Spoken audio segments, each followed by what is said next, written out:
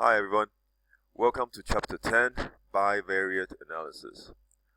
Okay, so before you got to this chapter, we were talking about univariate analysis, right?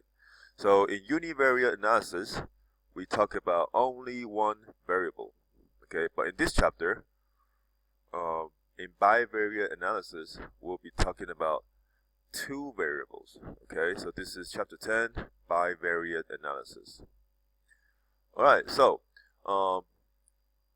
after going through the univariate analysis from the previous statistic chapter, we know that in the previous chapter we only look at the frequency, right? We only look at the frequency of a certain number or certain categories, which when we talk about frequency, we're basically counting, right? We're basically counting.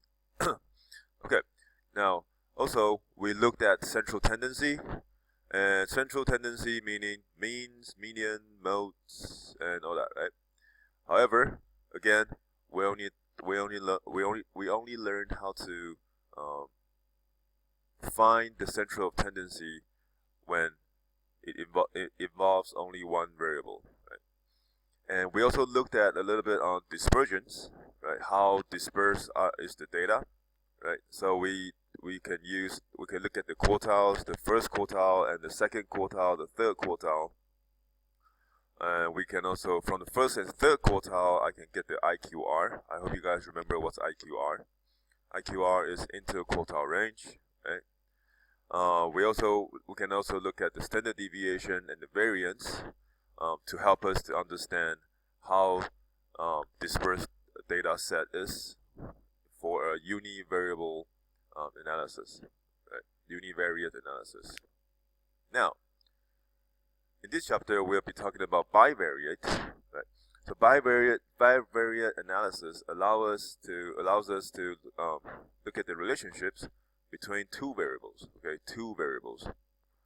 And then I'm going to give you guys some examples later on.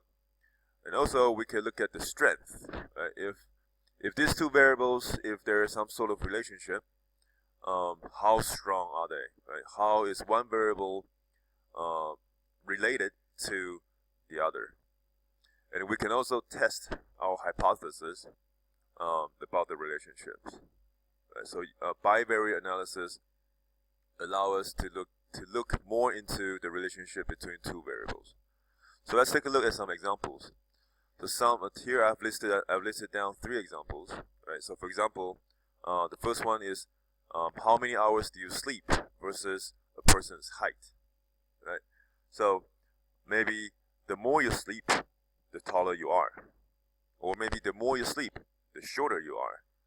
Right. So I'm trying to look at the two variables. In this case, it's hours of sleep, that's my first variable, and my height, which is my other variable. Okay? Okay, let's look at the second example. How many times you go to the McDonald's in a week versus your weight. So if McDonald's is unhealthy, if it is junk food, so that's what people say. Now, the more you go to McDonald's in a week, your weight should go up, right? So there's a relationship. There's a relationship there, right? So more visits to the McDonald's, higher weight. Okay. The third example, we have the average temperature of a year versus time. So this is something like global warming, right? So as time goes on, the temperature of Thailand or anywhere, it's getting higher and higher because of the carbon emission. Right? So as time goes on, time increases, temperature increases. Right? As you go to McDonald's more often, your weight becomes heavier. The more that you sleep, the taller you are. Something like that, right? So this, as you can see, we have two different variables, and we're looking at the relationship. How does one kind of affect the other? Okay? So another way to describe the relationship, we call them correlation. Right? Correlation is sort of a fancy word for relationship. So we have here, you can see that we have a total of 7 types of correlation. But it is in fact under 3 categories. The first one is all positive, positive, positive, positive. The second one is negative, negative, negative.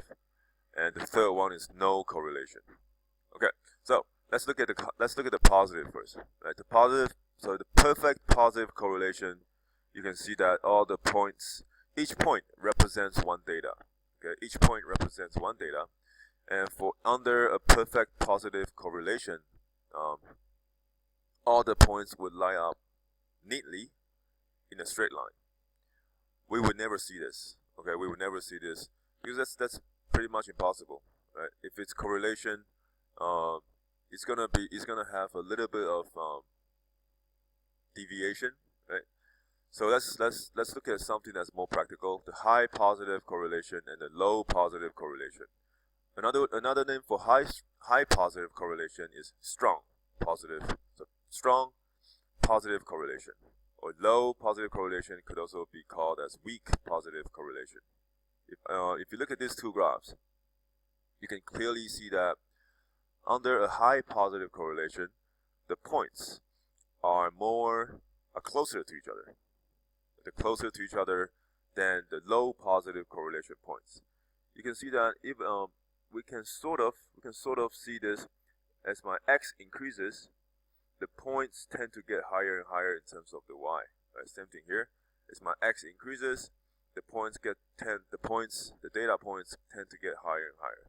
So as my x increases, my y also increases. As my x increases, my y also increases. Okay? But the only difference between high and low is how compact the points are to each other. The more compact they are, the higher the correlation. The less compact they are, the lower the correlation.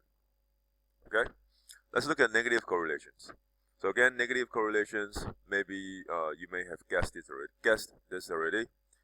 Negative correlation meaning as my x increases, my y decreases. Right, so you can see that as the data points, as you go from left to right, it goes down. Right? Same thing here. As you go from left to right, the points tend to go down. Okay, so again, if it's low, the points are more scattered apart. They're further away from each other. Whereas if it's high correlation, the points are more condensed. Right? They're more compact. Okay, so high correlation meaning one thing increases, another thing also increases. Negative correlation meaning one increases, the other variable would decrease. Okay. Now let's look at the last one, the no correlation. No correlation meaning I cannot see any sort of relationship because my x can increase all I want, but my y, it doesn't seem to have any sort of pattern. My y doesn't seem to go up or come down. So you don't really see this nice going up trend or coming down trend. Right? There's nothing. There's no pattern. There's no trend here. So that's when we call it no correlation. Okay. All right. Now, let's go back to the examples that we had. All right. So the example we had just now was. Let me just move this. Okay. So the example was we have hours of sleep. So let's try to fit these statements with the graphs we have here. All right. Let's say for today, this might be incorrect, but let's say today, the more you sleep, the taller you get, right? So the graph will be high positive correlation because I know that if you sleep a lot, there have been several research papers saying that the more you sleep, the taller you get. Then if I actually carry out this research myself, I should see this graph. Okay. Now the next one, visits to McDonald's and versus your weight. So assuming that McDonald's is very, very unhealthy, so the more that you go to McDonald's, the heavier you are. So this is also a good graph for that example. Okay, average temperature of a year versus time. All right, so that's it today. We are still with the concept of global warming and carbon emission. All of that is still questionable, but we know for sure that temperature is getting warmer year after year. So maybe we should see something that has a low positive correlation, right? Because even though the correlation might not be very strong, right? It's not a high correlation, but I can see that as my year goes on, the temperature seems to get warmer and warmer, right? But of course, all these three examples I have here, they are just, examples. Do they make sense or not? It depends. Okay, what I want you guys to do now is to think about some scenarios where you have negative correlation, right? So think about two variables. As one variable increases, the other variable will decrease. It could be high negative correlation or low negative correlation. It's up to you. But I want you guys to pause the video and think about some real-life examples that shows negative correlation between two variables. Okay? Alright. I hope you guys have came up with some examples that shows negative correlations between two variables. Feel free to discuss examples with me or with your friends, just to make sure that your examples are correct. As long as you have one of the variables increases while the other one goes down, then it's okay. Your example should be good. Okay.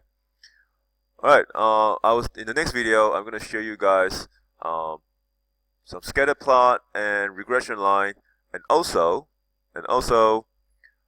we are gonna come across a correlation value, the Pearson correlation value, that will tell us exactly if the two variables are strongly correlated or weakly correlated.